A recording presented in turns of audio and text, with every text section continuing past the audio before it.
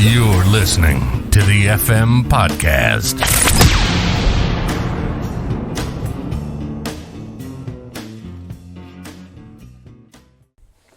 All right, everybody, and welcome back to the FM Podcast, episode number 9, with me, your host, Brian Neff. We're going to kick this off with a Bible quote. As iron sharpens iron, so one man sharpens another. Proverbs chapter 27, verse 17. And if you are familiar with that Bible verse, you can probably guess that today we are talking about competition. And competition, like many things, is a dichotomy. Too much emphasis or inappropriate application can be toxic to your growth. Too little will stagnate your growth. But competition is paramount to our growth as individuals, whether it be in the workplace, the gym, the range, or wherever. Being competitive and participating in healthy competition will inevitably contribute to the personal gains. So unfortunately, though, our culture has demonized and vilified the idea of competition. We give kids awards for participating. We like this trend of living our own truths as an excuse to justify complacency with being essentially just fucking losers. And this vilification of competition has been a large contributor to our current surplus of snowflakes and whiny bitches, as well as the prevailing attitude that when everyone is out to get you and things get a little hard, you're just better off quitting, or at worst, not even trying at all. We have a generation of entitlement. A generation who thinks they are entitled to six-figure salaries the second they receive a college degree just because they didn't die after 4 years of binge drinking and promiscuity. It seems like the majority of people these days think that they deserve something for nothing. And why wouldn't they? We haven't made them earn shit. So here's a fun story about when I was in my college years. When I left for college as a freshman, my dad told me that college was the next level. Like, I wasn't in high school anymore. My college professors weren't going to babysit me or hold my hand. They weren't going to care if I came to class. They weren't going to remind me to do my homework. If I didn't study for tests, they couldn't care less. Well, things had apparently changed in the 20-ish years since my dad had been to college.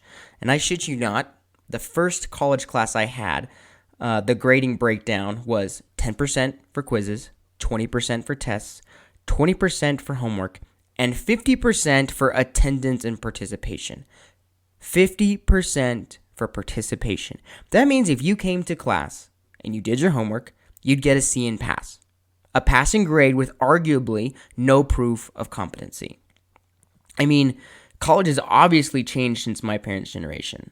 It's nothing more than a cash cow since the federal government guarantees student loans. Since they took that over, essentially colleges just jack up the prices and they view it as this goose who lays the golden egg, you know. Anymore, they're nothing more than snake oil salesmen who peddle a false bill of goods, when in reality, they are insidiously indoctrinating our youth with progressive, socialist, and communist postmodernist bullshit. And personally, I believe that academia is the second most corrupt institution in America after the Department of Justice, but that's another topic for another time. At any rate, the point is, many people in my generation and the subsequent generations have no idea of competition and having to actually earn something. Fun fact, life is not fair. It never has been fair, and it won't ever be fair. Contrary to what your dipshit college professor told you, you can't legislate fairness. Another fun fact, since life isn't fair, not everyone can be a winner. Competition has existed and always will exist. It pays to be a winner, and for those who learn how to use competition to their advantage, those are the ones who will inevitably be successful. So, how do we use competition to our advantage? For starters, we need to realize and accept that failure is always an option. Whatever your, moto, Instagram, whatever bullshit meme you look at that says failure is not an option. No. No, failure is always an option. Not everyone can be a winner. Like I said, right?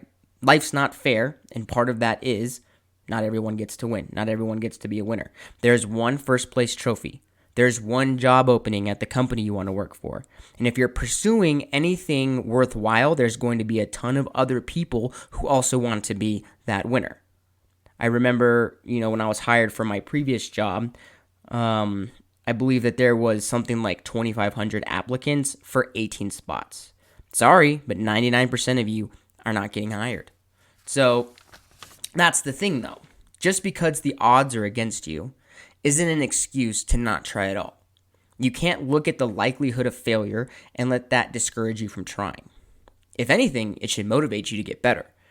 You should analyze where you fell short and improve those areas. That way, the next time you try or you put in or you compete, you're going to be that much closer to success. At the end of the day, failure is a good thing when used properly. A failure should be a status check of where you're at so you know what you need to be working on. Anyone who is a winner was at first a failure. So you can approach failure two ways. One with fear and one with optimism. If we fear failure, then we'll never try and we'll remain losers who are mediocre at best. But we, those who subscribe to the values that we hold here on this podcast, we approach failure with optimism. We use failure as a way to learn and to come back better and succeed in the next one. Next, the next way to utilize competition is usually, I believe, the most vilified or the most misunderstood or misquoted or whatever you want to call it. And that is inspiration and emulation of the people that are at the top of their fields. All too often, people have a vision or something they'd like to accomplish. They start looking into accomplishing that vision, and they start looking into that field and seeing successful people in that space, and they immediately become discouraged. I can never be as good as that person. It goes back to that failure like we talked about. If you immediately start comparing yourself, if you haven't even started, right? If you haven't even started, you start looking at the people at the top of whatever that field you're going into, right? Well, obviously you're set up for failure because that person's been working at something for 10 to 20 years, right? You can't exactly, start something and expect to be the best at it, right? And if you start comparing yourself with zero experience to somebody with years and years and years of hard work experience and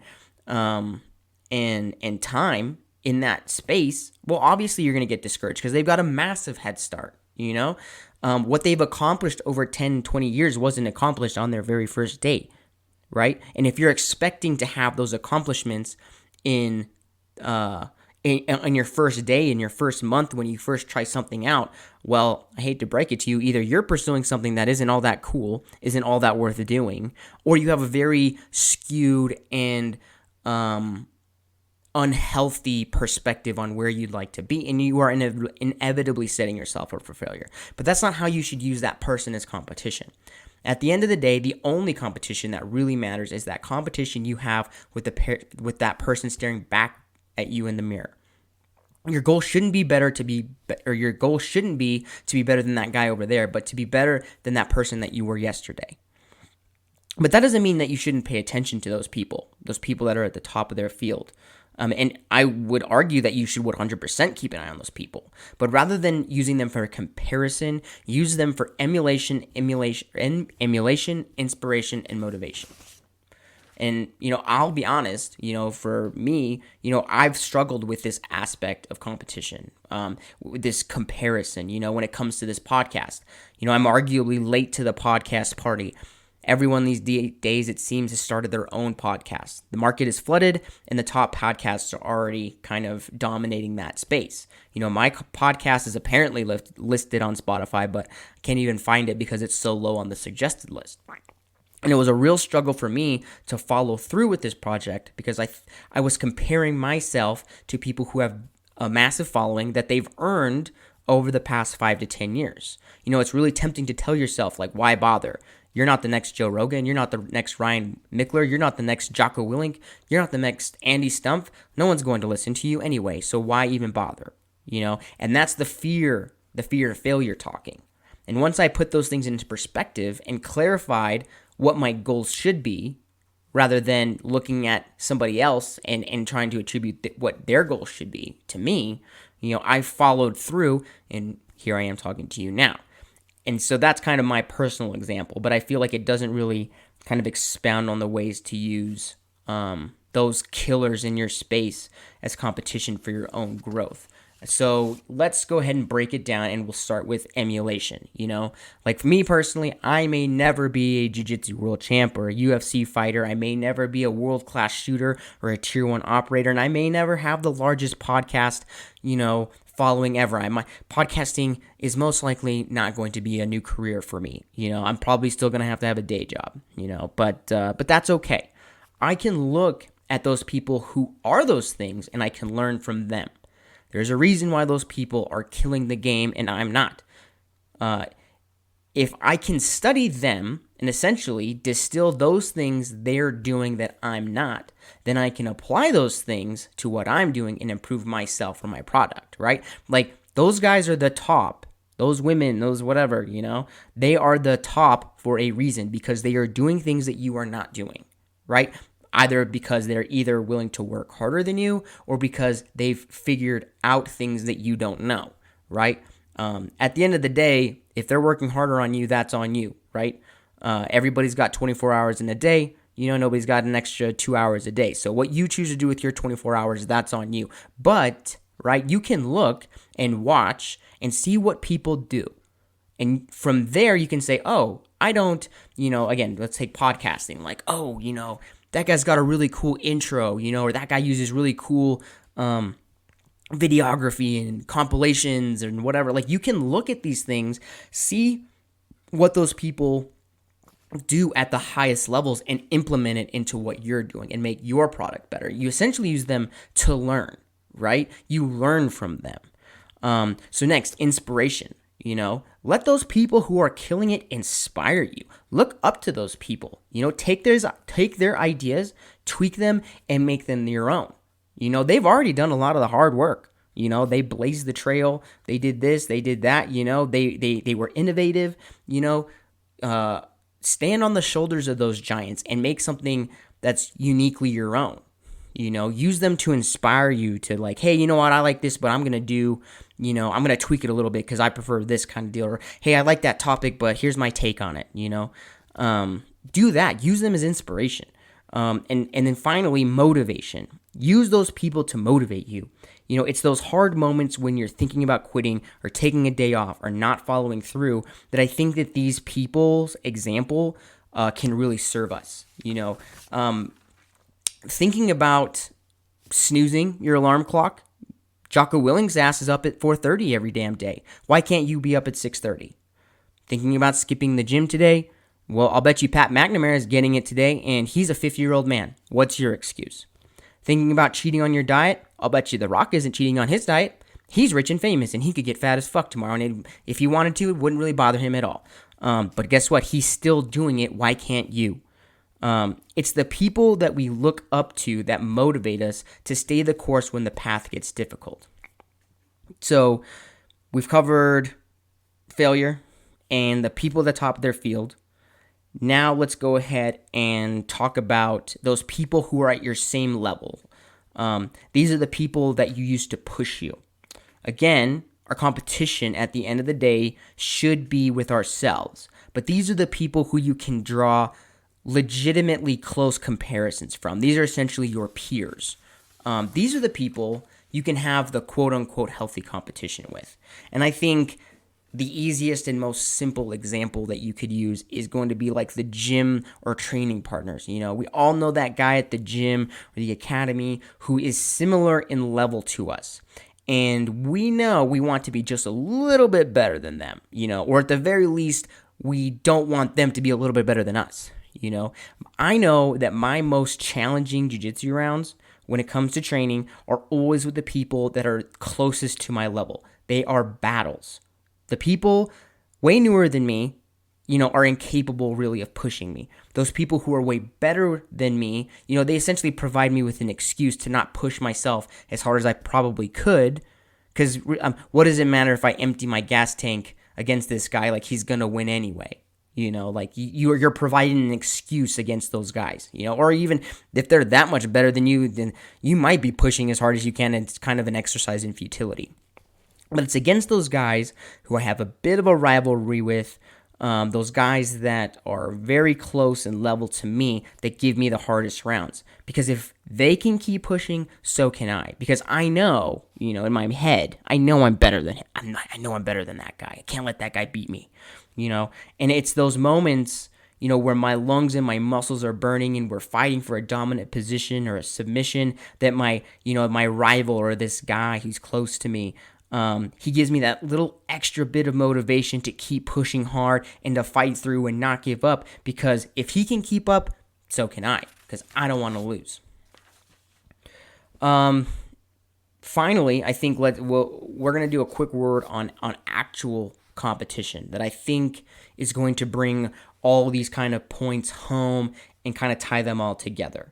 And by real competition, I'm going to go ahead and refer to sports competition, but understand that it applies universally to all facets of competition, whether it be workplace, personal growth, what have you, anything. And I hate to be the Joe Rogan and relate everything back to jiu-jitsu, but it's kind of like Miyamoto Musashi wrote, when one knows the way broadly, he will see it in all things. So that's kind of a reference point for me to make examples of what I'm saying to you. So don't like it, don't listen, get fucked. At any rate, I think hands down, my biggest personal growths in jiu-jitsu come hand in hand with preparing for competitions. For a training camp of about a month or so, that's about how long, or preparing for a tournament, about a month and a half, 6 to 8 weeks usually. And you are living at the academy. You're putting in the mat time, you're paying extra close attention to what your coach is saying, and you're pushing yourself in every rolling round. Why? Because if you don't, you're going to be humiliated standing all by yourself with everyone watching while the other guy gets his hands raised. It gets his hand raised, all because you didn't put in the work. And that's utilizing failure in a healthy, productive way. Not necessarily the fear of failure, right? Like, we all want to come out. Nobody wants to be embarrassed, right? Nobody wants to come out and really see, oh man, I guess it's true. Because that proof is in the pudding, right? Right? If I go in and I have a competition and I get smoked and I look stupid and I don't look like I belong on the mats out there with those guys, that's not a good feeling. That's not a good feeling. And to know that it's because you didn't put in the work, that's a motivating thing, right? So you're going to be, again, some of us have it, it's coming up. Some of us learn it eventually. But at the end of the day, that feeling, nobody wants to have that feeling of humiliation and failure in front of everybody else. So it's a motivating factor to put in the extra work, to train extra hard, to be very cognizant and smart in your training, right? When you're preparing for a competition leading up. So that's, the failure aspect.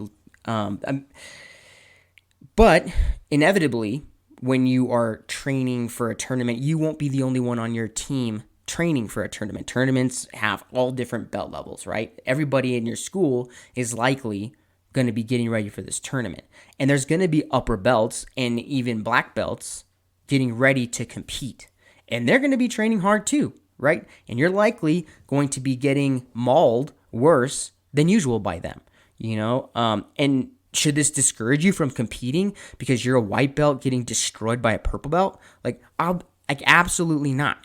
Why? Because he's going to have his own purple belt bracket and you're going to have a white belt bracket, right? Like you are not apples to apples. It's apples to oranges, right? You can't compare. If you go, Bobby the purple belt destroyed me today, I probably shouldn't go to the tournament. It's like, well, Bobby the purple belt is going to be in the purple belt bracket. Are you going to have any purple belts in your white belt bracket? No, you're going to have other white belts. So he's not an appropriate comparison. But instead of getting discouraged by him, watch him. Watch what he does. What's his game plan? What's his moveset? What's his conditioning? Is he training? What's his training schedule? And implement those things. Emulate what he's doing into your game and how you train.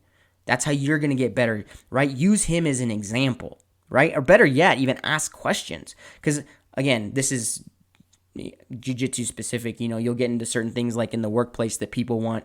If you want professional development from certain people, they're going to make you pay for it, right? But in jiu-jitsu, people are usually very readily or very willing to try and give people advice and help people out. So if you can ask questions, right, from somebody, let's say this purple belt, he's going to have way more competition experience than you. And he can say, I remember when I was a white belt, this is the mistakes I made, or I didn't do this right, and this is what I do now, and this is working really good for me, Learn from the mistakes of others, What's the difference between a smart man and a wise man? A smart man learns from his mistakes. A wise man learns from the mistakes of others. Take what he did, right? Don't make those same mistakes, And so that's using somebody who's better than you or somebody you look up to as motivation and emulation and it's inspiration, right?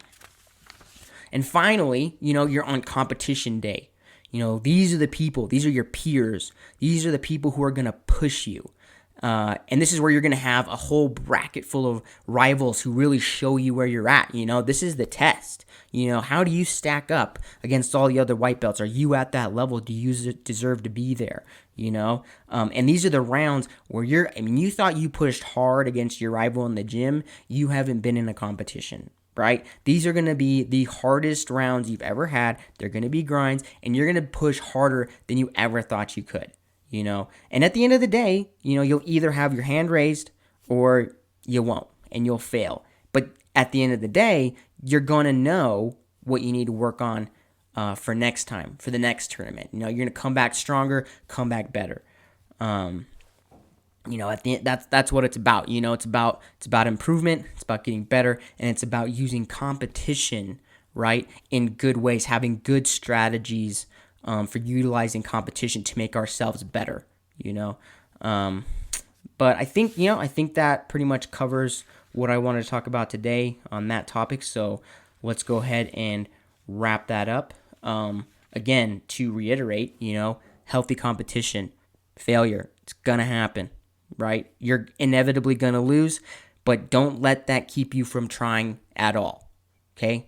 2, don't compare yourself to people who have way more experience than you, right? Do not use that as a comparison, because if you compare yourself to the guys who have been doing something, for all their lives and you've been doing it for a week, you're inevitably and obviously going to get discouraged, and you're not going to want to participate, or you're not going to want to push yourself, or you're just going to give up, right? Instead, use those people to motivate you, emulate those people, learn from those people, do what they do, because they learned a lot of stuff, and you can implement those things they learned into what you're doing or what you're producing. And then finally, it's healthy to have some kind of rivalry or have peers that you are about your level that push you. Those are the people that you can, again, at the end of the day, always remember, our only competition is ourselves, right? We want to be better than the person that we were yesterday. At the end of the day, that's what's important. But our peers are going to be those people who we can make legitimate comparisons to ourselves. They're similar in talent, similar in years spent doing X activity. Those are going to be the people that you can push, right? They're going to push you to that next level. So I think if you use these strategies for competition, I think it will serve you. And inevitably, the more you push, the more you fail, the more you win. And the people who are constantly winning, are the ones using these techniques, using these strategies of failures, analyzing, coming back better, fixing where they're weak, realizing where they're strong, and they're going to come back and win. And guess what? It always pays to be a winner. So with that being said, I appreciate you listening. Watch out for the crazies. Go do something hard today. And we'll catch you in the next one. You're listening to the FM Podcast.